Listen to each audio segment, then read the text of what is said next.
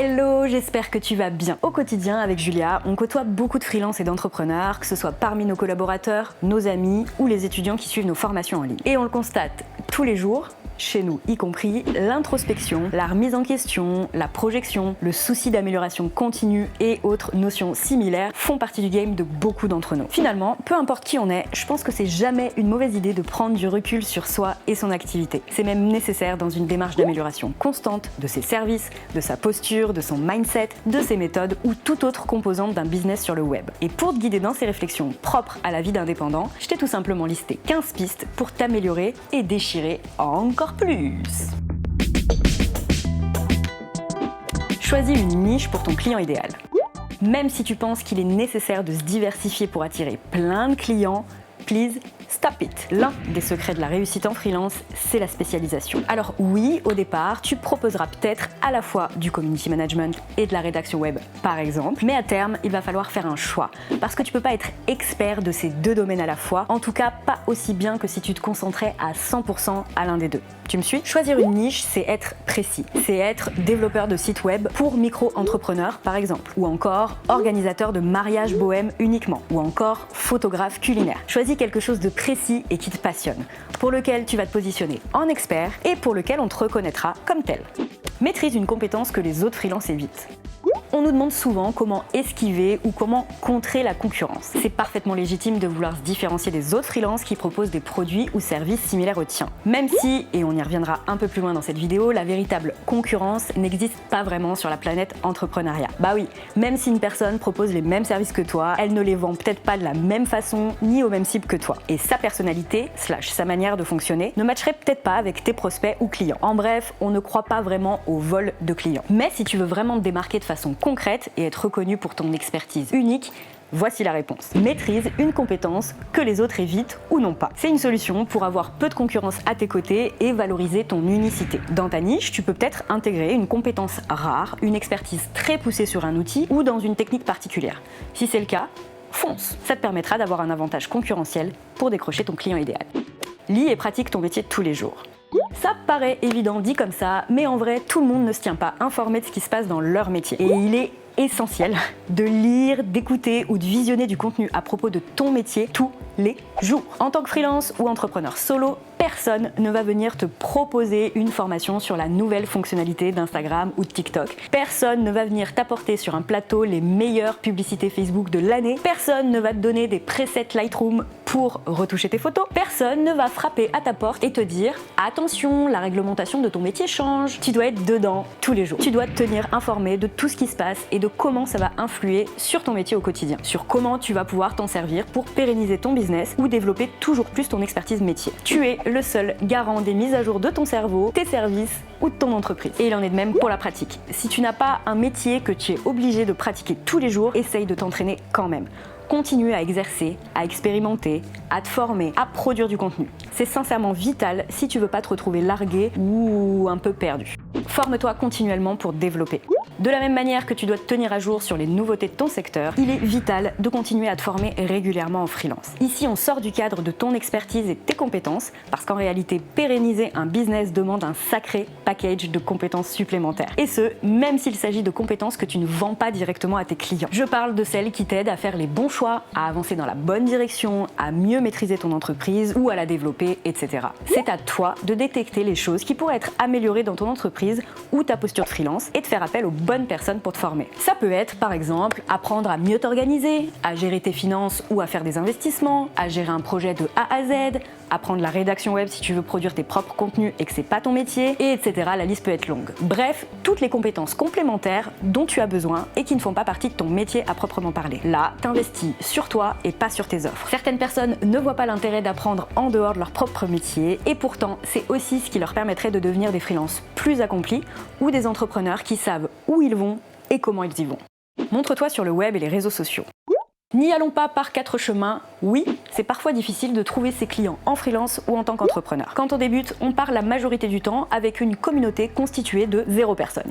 C'est le starter pack de presque tous les indépendants. Si t'en fais partie actuellement, ton enjeu principal va être de dire à ton client idéal donc ta future audience, coucou, j'existe, je suis là. Et je te cache pas que ce sera littéralement impossible sans te montrer sur le web et les réseaux sociaux. Et par te montrer, je ne sous-entends pas dévoiler tout de ta vie privée ou même ton visage si t'en as pas envie. Je connais des entrepreneurs dont le planning est full et qui ne montrent pas ou très rarement leur visage. Leur professionnalisme et la qualité de leur travail passent par d'autres contenus fournis pour leur cible. Mais leur présence régulière sur le web et ce qu'ils peuvent dévoiler d'eux, via du storytelling par exemple, suffit parfois à leur audience pour créer un lien avec eux et leur faire confiance. Te montrer toi et ton activité sur le web, c'est construire ta propre image de marque. Tu es ta propre vitrine et ton client idéal ne te trouvera pas si tu restes prostré dans ton coin ou que tu ne parles jamais de tes services.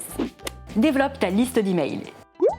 Si au moment où tu regardes cette vidéo, tu n'as toujours pas commencé à récolter des adresses email, alors fais de cette mission ta priorité pour les mois qui viennent. Tu as certainement déjà dû lire beaucoup d'informations sur l'importance d'avoir une liste d'emails pour son business, mais je vais quand même insister encore un peu ici. Une mailing list est un support incontournable pour tout business. Elle te permet déjà d'être au contact direct de ton audience, plutôt que via les algorithmes des réseaux sociaux ou de Google par exemple, mais aussi d'être plus proche d'elle dans le contenu que tu vas lui envoyer, et donc de rassembler au même endroit toutes les personnes qui sont intéressées de près ou de loin par l'achat de tes produits ou de tes services. C'est une véritable communauté qu'il va falloir animer, chouchouter et servir régulièrement. Et si tu fais tout ça très bien, alors tu te donnes toutes les chances que chacun de tes contacts devienne un client ou au moins une grande majorité. Tu peux en être sûr. Si tu pars de zéro, tu te sens peut-être découragé d'avance, mais je t'assure qu'il existe de nombreuses techniques pour récolter des emails et faire grandir ta liste sur le long terme. Une stratégie Pinterest en est l'un des meilleurs exemples. Nous sommes nous aussi partis de rien. D'ailleurs, Julia était encore seule dans son business lorsqu'elle a démarré sa mailing list et aujourd'hui on compte pas moins de 15 000 personnes inscrites à notre liste d'emails, ça continue de grandir tous les jours, qui suivent donc régulièrement nos backstage et qui font confiance à nos offres. Si on y est arrivé, tu peux le faire aussi. Diversifie tes sources de revenus. Ne mets jamais tous tes œufs dans le même panier. Simple, basique. Commence par travailler avec plusieurs clients en simultané. Un seul client peut être dangereux, autant en termes de prise de risque s'il décide d'arrêter de travailler avec toi, pouf, plus de revenus, mais on peut aussi l'accuser de salariat déguisé si ça dure trop longtemps. Ensuite, essaie d'équilibrer un peu le tout. Ne reste pas trop longtemps avec un client qui représente 80% de ton chiffre d'affaires et un autre 20%. Si celui qui représente les 3/4 de ton CA décide d'arrêter, ça pourrait devenir très problématique pour tes finances. Et tu peux aussi diversifier tes sources de revenus en créant des contenus payants par exemple, comme nous on peut le faire via nos formations, et qui sont liés à ton expertise. Attention quand même, vendre un contenu payant est loin d'être un revenu passif comme beaucoup le pensent.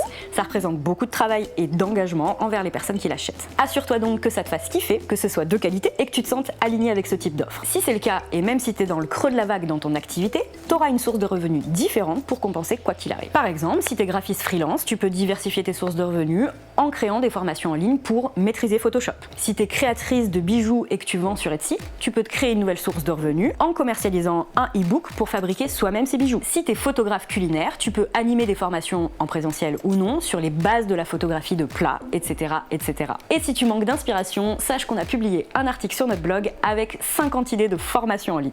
Je te mettrai le lien en barre d'infos. Ne laisse pas la peur te paralyser. La peur fait partie de la guirlande de ressentis que nous avons en freelance ou en tant qu'entrepreneur. Elle est normale, elle fait partie de notre quotidien. Elle peut avoir des vertus boostantes, mais elle peut aussi terriblement nous retarder ou nous paralyser face à certaines situations. Se lancer dans un nouveau projet, signer un gros contrat client et finir par douter de ses capacités, avoir peur que tout s'arrête du jour au lendemain, ne pas oser se montrer, etc. Tout ça fait aussi partie de l'entrepreneuriat. Ne laisse tout simplement pas cette peur tout gâcher et apprends à la dompter. Détecte ce qui te fait peur et réfléchis à comment tu pourrais contourner cette situation. Comment la transformer en opportunité, en challenge ou encore en apprentissage. Par une formation, un coaching ou plus simplement en étant soutenu par d'autres personnes qui vivent la même chose. La peur peut s'estomper en relevant ses manches et en affrontant l'objet de nos craintes, mais aussi tout simplement avec l'expérience. C'est en forgeant qu'on devient forgeron, tu connais. La peur fait intégralement partie de ta vie de freelance, c'est le game. Il va te falloir apprendre à vivre avec et crois-moi, c'est loin d'être impossible. Améliore ton rapport à l'argent. C'est toujours délicat pour Julia et moi de parler d'argent parce qu'on n'a vraiment aucun tabou à ce sujet. Surtout parce qu'on a eu longtemps l'habitude de partager nos revenus sur le web. Et je sais que c'est pas le cas de tout le monde. Mais si je devais te donner qu'un seul conseil, ce serait d'arrêter de voir l'argent comme un ennemi. Entraîne-toi à parler d'argent avec ta famille, avec tes amis, puis avec tes clients. Ça doit pas être un tabou. Tout le monde a besoin d'argent pour vivre, pour se loger, se nourrir, se divertir. Chacun l'utilise comme il l'entend. Avec excès, avec des économies de ouf pour se rassurer, avec un certain équilibre. Alors oui, l'argent est parfois source de conflits, d'inquiétude, d'inquiétude, d'insomnie. Mais changer ton rapport à l'argent va vraiment t'ouvrir d'autres perspectives. Ne le vois plus comme un danger, comme un truc chiant, essaie plutôt de le voir comme le moyen de faire quelque chose. La récompense du travail fourni, le juste retour des choses finalement. Et ce n'est pas parce que ton compte en banque est vide que ton cerveau l'est aussi. Tu es plein ou pleine de ressources qui te permettent ou te permettront de gagner ta vie. Garde ça en tête, vraiment. Améliore ton rapport aux autres freelances et entrepreneurs.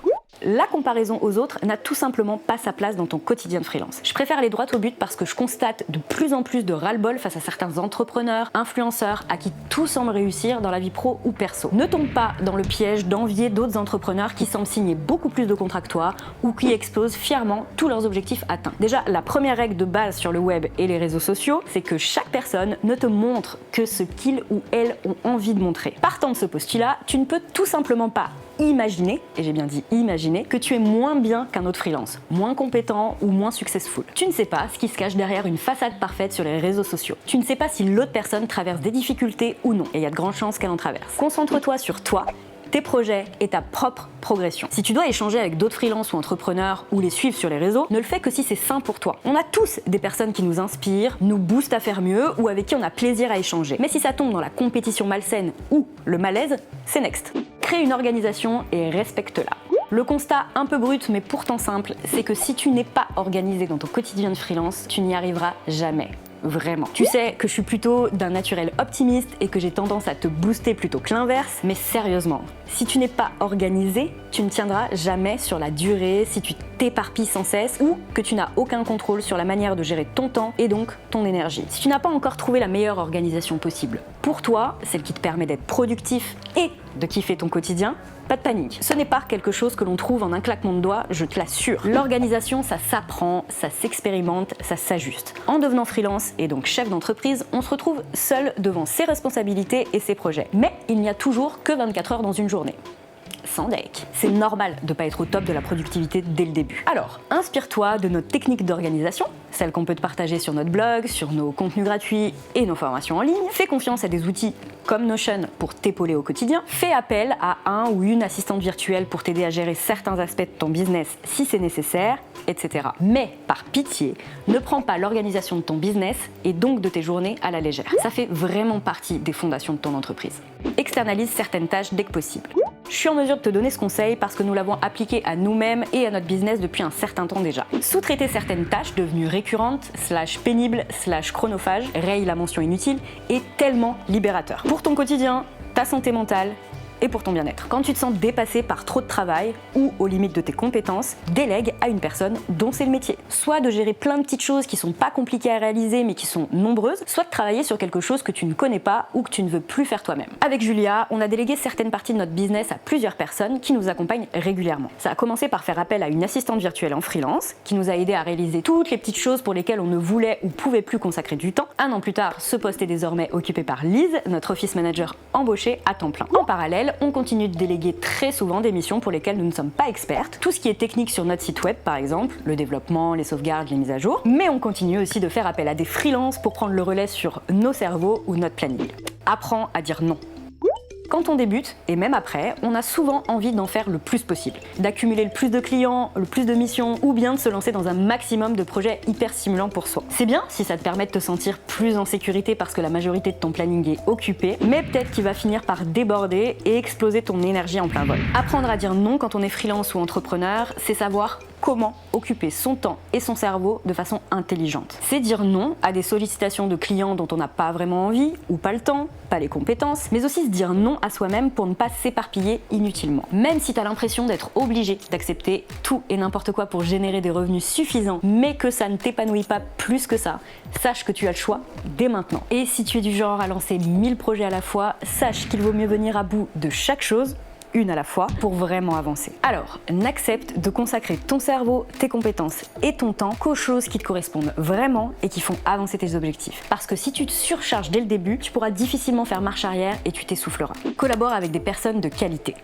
Lorsqu'on est freelance ou entrepreneur, il n'y a rien de plus sain que de bien s'entourer au quotidien. Souvent, ce sont nos amis, notre famille. Mais c'est encore plus enrichissant lorsque ce sont d'autres freelances ou d'autres indépendants. On se retrouve dans les mêmes galères, on sait célébrer nos réussites comme il se doit, on s'entraide. Avec Julia, on aime s'entourer de personnes de confiance et on aime travailler avec des personnes qui font du travail de qualité. En vérité, et après plusieurs années en freelance et 2 en SAS, je commence à y être habituée, il y a très peu de personnes qui ont une conscience professionnelle qui va au-delà de la moyenne. Ce sont ces personnes-là qui m'intéressent. Et ce sont ces personnes-là que tu devrais toi aussi garder près de toi. Entoure-toi de personnes bienveillantes, intelligentes, professionnelles. Ton entreprise et ton équilibre personnel te remercieront. Relâche la pression et accorde-toi du temps perso de qualité.